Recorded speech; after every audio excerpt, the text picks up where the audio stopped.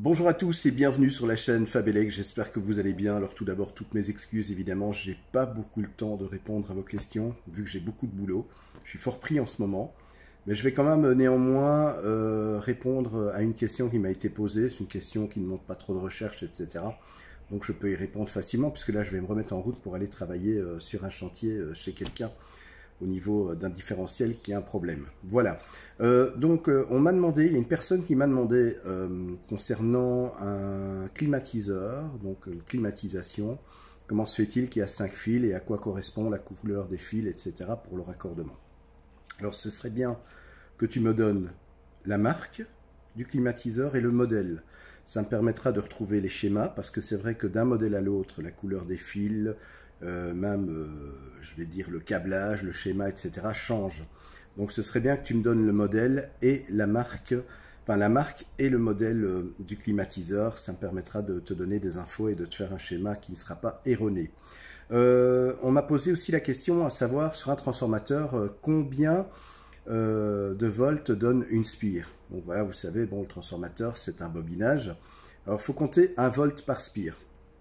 C'est-à-dire par exemple dans un transformateur 230 volts, 12 volts, eh bien vous allez avoir côté primaire 230 spires et 12 spires au niveau du secondaire.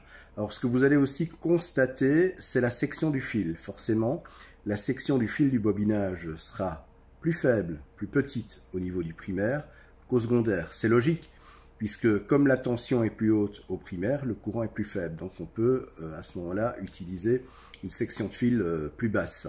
Et à l'inverse, au secondaire, eh bien là le fil sera plus important au niveau de la section parce que le courant sera également plus important.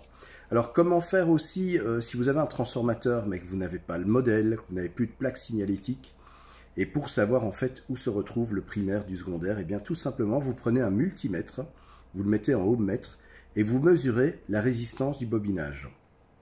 La résistance du bobinage, par exemple, dans le cas du transformateur que je vous ai cité, 230 volts, 12 volts, ben vous allez constater que le bobinage qui aura la résistance la plus grande, eh bien, ce sera le primaire. Et à l'inverse, le bobinage qui aura la résistance la plus faible, eh bien, là, ce sera le secondaire. Voilà, pour les petites réponses en électricité. Merci en tout cas de votre fidélité à la chaîne Fabelec. N'hésitez pas à vous abonner. N'hésitez pas aussi à activer la cloche de notification.